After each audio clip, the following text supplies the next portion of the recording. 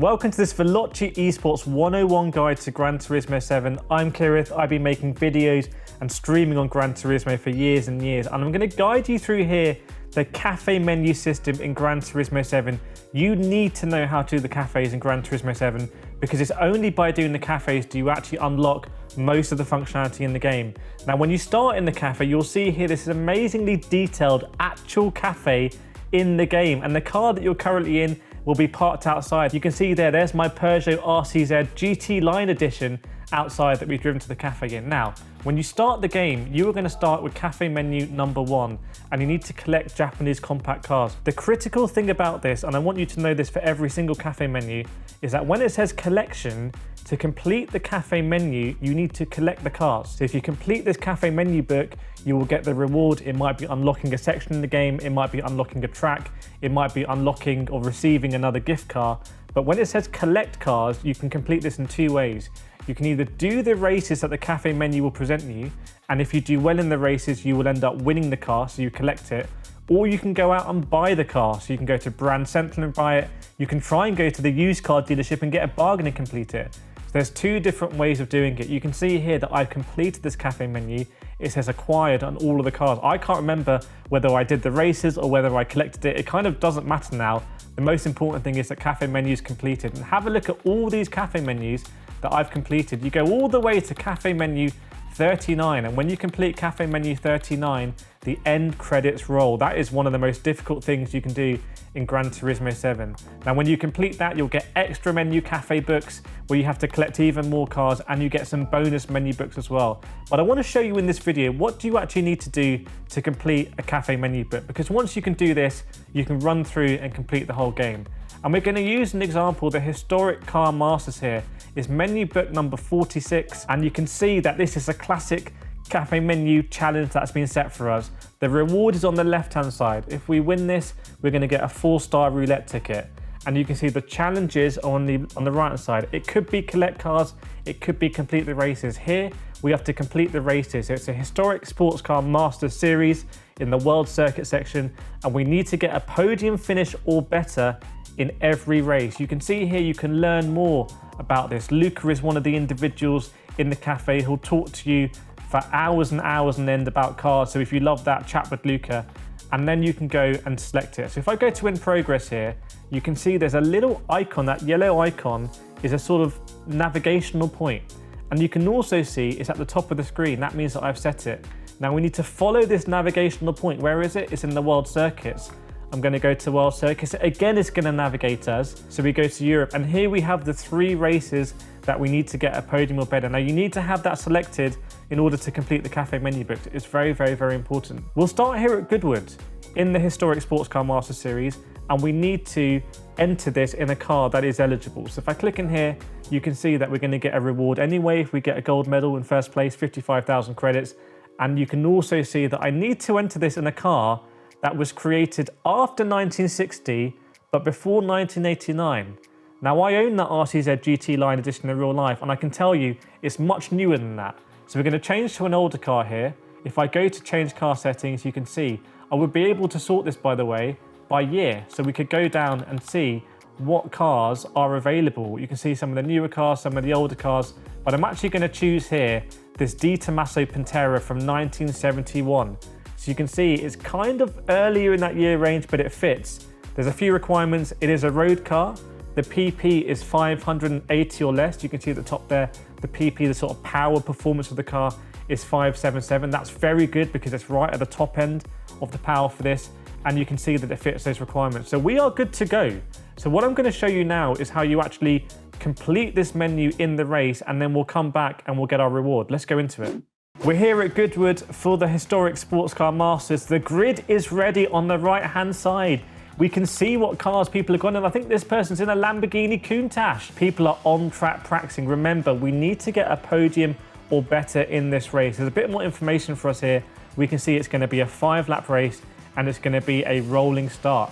And we're really going to try and dominate this race in the Historic Masters Series. And I feel like we need to be in the higher revs of this car a little bit more often. That is where the pace really is. Wow, diving up the inside there. We're not messing around in this one, high in the red band of 4th gear here, then up to 5th gear. Bouncing down the gears as we see the German driver here in the BMW. We'll go up the inside there, thank you very much. Running a little bit wide on the exit, but that's how we need to do to get the move done. And it's 14 seconds to the leaders. You can see it's a little bit overcast here, so the track temperatures might be a little bit colder. Is that going to play in our favour? We will see. We're going up the inside of the Maserati Merak there, and then the Corvette Stingray. And here we go, it's our first glimpse at the Jaguar E-Type. We're going to try and send it here. As the Jaguar's on the brakes, we saw just how wallowy and loose it is on the suspension. There we go, get the position. It's now only 12 seconds to the leaders. Going to go through the chicane, flick it to the right, flick it to the left. And we're up behind a Ferrari already in P8. Just 11 seconds to go to the front of this race. It's a staggered start in Gran Turismo 7 that you'll see in pretty much all of the Café Menu books. So the Germans in the Porsche, the Spanish drivers in the Pantera. Oh man, and he's on the brakes there. Very difficult, almost a massive accident. We will go up the inside here though. Just trying to get the space, brake a little bit later, and we turn in and we get the position. There's now a group of 3 cars ahead of us here. Wow, what is going on with this group of cars? They're battling. Someone's even on the grass. The AI cars can be quite aggressive, by the way. Sometimes you need to really stand your ground. In fact, one of them's been pushed off, and there's contact between the 2 American cars, and you have to try and weave my way in here. This is absolutely insane. We go left, we go right. And now we're already in the P3, so we're already in that qualification space. This will earn us our stamp if we can stay here. But as you know, there's more credits available the higher up we finish. So I'm going to try and go up the inside here. We go side by side. Looks like the AI driver might actually lose it on the brakes there. And there is the leader. Going through this very fast right-hander here, just leaning on the brake over the curb. Oh, the car wants to come around, and we can really see now the detail. His name pops up, indicating that we're getting really, really, really close. Might be a tight battle with him here. We want to get the first place here. This isn't necessarily for the Café Menu, but this is for pride. But what we don't want to do is end up running off the track in our pursuit of him, and we end up missing that 3rd place, because that will mean that we don't complete the Café Menu book. So I'm going to go up the gears here. 3rd gear, 4th gear, a little shorter shift into 5th gear. He's got P1, that's what we want. There's going to be 2 laps to go as we go over the line. We go purple again, so we are the fastest driver on the track. Trying to follow him through. He's on the brakes quite a lot. We won't be able to overtake into the chicane really. It's just too tight. We'll have to try and get him on the exit. I'm going to go down to 2nd gear here and try and get a really good launch. Oh, almost have to come to a standstill. We'll try and go around the outside, but his car has a lot of power, maybe more power than our car. Side by side now. Wow, look how close this is. I can't quite get it done. He's going to hang me around the outside, so the AI drivers can give you a bit of a workout here. Nothing is a given in Gran Turismo 7. What a great battle this is. We're leaving the other drivers behind, and it's all about who's going to win this race. He's on the brake set. I'm just going to lift. That's going to give me enough speed to hopefully get up the inside again. I'm not sure there's the space. Going to try this time on the brakes. A helicopter goes above us. Oh, and I just about make it through. Is he behind us? I think so. Yes, we've overtaken him here. We're going to head over here for the last lap. Gear 3 going into the chicane, 2nd in the middle. All the Gran Turismo 7 you can play in manual gears, or you can play in automatic gears, whatever is more comfortable with you. You can turn traction control on this car if you want. There are various assists as well. You can have the driving line on if we wanted. At the moment, the only assist I have on is ABS, which I would really, really recommend. It's very difficult to drive in Gran Turismo 7 without ABS. Even the GTE racing cars, which don't have ABS in real life, they do have ABS in GT7. It's just how the game works. And for me, it makes it more enjoyable. We're now 3.5 seconds ahead, absolutely storming away.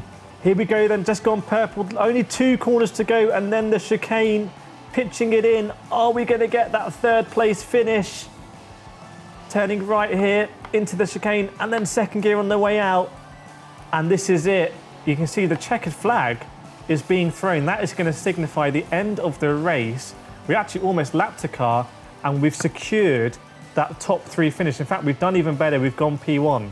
So now I'm going to show you what that means in the context of the Café Menu. There we go. There's P1, a 7:05 lap race, and we got a clean race bonus because we drove cleanly and fairly. And there we go. There's the stamp. You can see they've stamped it. That yellow icon has gone blue, and we received it. Now, if we get the rest of the 2 stamps at Nordschleife and Spa, we are going to complete that Café Menu book, and we're going to get a roulette ticket That is the fundamentals of cafe menus in Gran Turismo 7. You get set these challenges, you need to complete them, you get the stamps, and you unlock the rewards. This is a fundamental of GT7. You will unlock all the functionality of the game by doing this. I hope this has been really helpful for you. This has been your Veloci Esports 101 guide to cafe menu books in Gran Turismo 7. I've been Kirith, really enjoyed taking you through this. Let me know if you enjoy the cafe menu system in GT7. It's a new addition, and we'll see you in the next video.